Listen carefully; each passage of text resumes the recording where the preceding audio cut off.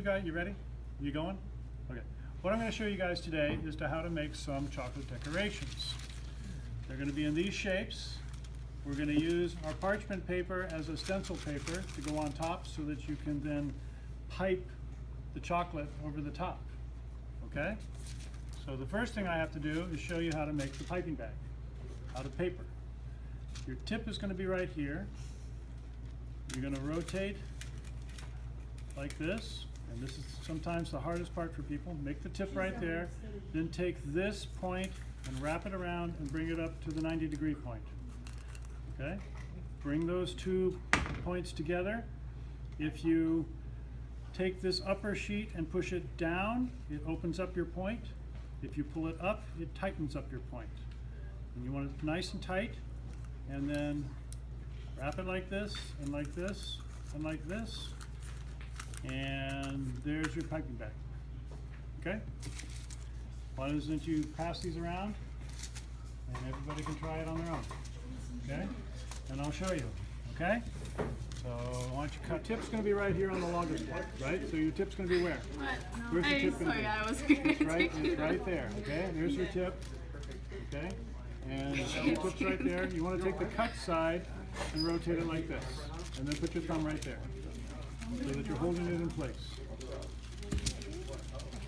I can't do It's that. just embarrassed by the camera. There you go.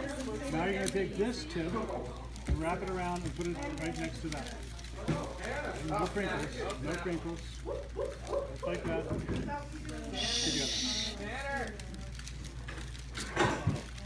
Try it again. Right here, right? Yeah, right there. Good. The other, I don't, hold the yeah, other you're end. supposed to do it like that. Hold the other end. Yeah, that one. There you go. There you go. Now bring the two together and then I fold got the it. two pieces of paper together like this, as if you were trying to staple it, but you have no staple. It's okay. Let me see Like what you got that. there. No, keep it like that. Don't play with it. Don't play with it. You're really close. All you have to do is take this. You think you got it? Oh, How'd yeah. you do that? Huh? How'd you do that? I don't know. All you have to do is take that. I just kind Here, Krisha. You can see a perfect example. of I just winged it. Right here. It doesn't even look that good. There you go. There you go. There you go. Blake, you got it? I think so. So what do you do? I don't understand. Okay. So here.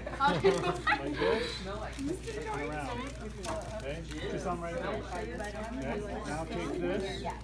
Oh, you just put it all together. I didn't pull it right. So you'll have to fix it. Yeah. And now fold the two together. Done. Fold the two together. See, I knew you could do it. You just got embarrassed by the camera, that's all. No. You can only fill it up about that far. Don't try to fill it all the way or else it's going to overflow the top. You need to have some scissors available.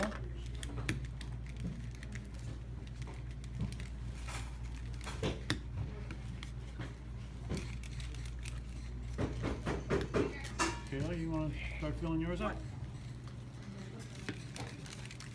So that's about as far as you want, about 2/3 up the distance, because we're going to flatten this. You see, if you have too much, it's going to start coming out. We don't want that. And I'm going to fold one side down, then I fold the other side down, and then I fold the top down. And from now on, we're going to imagine it's a toothpaste tube. And we're going to, as we empty it, we're going to roll it down, and we're going to keep pressure on the top, because that's how we keep it from coming back out the top, and we get it to go out the bottom. Because the bottom is a smaller hole than the top would be. So it's going to want to come out the bigger hole. We're going to want to cut the cone. The farther up the cone, the bigger the bead's going to be. But we want to match the size of the bead that we have down here. If the bead is too small, it'll be a very nice, delicate looking, but when you try to get it off, it's going to break. Especially with milk chocolate versus dark chocolate. Dark chocolate has more structural strength than milk chocolate. So we want it to be relatively thick bead. So we're going to try and cut this a little ways up like this, and of course make sure this gets gone so that it doesn't end up in your chocolate. And now we can start piping it out. Make sure it flows even. If there's any chunks that are in the chocolate that get stuck, it's going to stop flowing, and you can just kind of pull it like this to get the chunks out.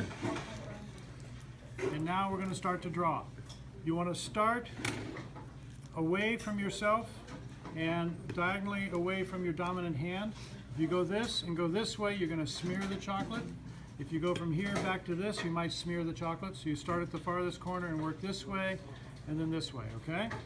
So you don't smear your chocolate. Now remember also, it's not a pencil. If I use it as a pencil and touch the ground, touch the paper with it, look what happens. It just gets smeared all over the place, doesn't it? That's not what we're looking for, right? So I want to keep it off the surface and let it flow onto the surface. And I just kind of direct it so that it ends up going in the right direction. Now while you're doing that, you want to make sure that you, as the pressure you apply allows the bead to come out at a certain rate, right? The more pressure, the faster it'll come out. You want to match the speed at which it's coming out with the speed you are moving across the paper. The speed at which you're drawing the item.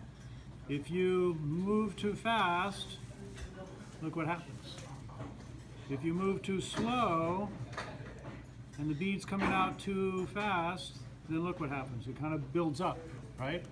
You have to match the speed to which the chocolate is coming out to the speed at which you're moving forward on the paper.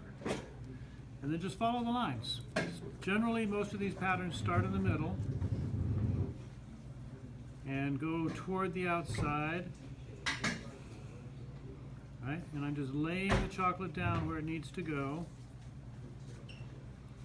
I want to stay off of the surface of the paper so that it keeps a nice round bead. Go at a nice even pace so that you get a nice bead going. When you have too little here, you roll it down like a toothpaste. Test again, make sure it's clear, and then keep going.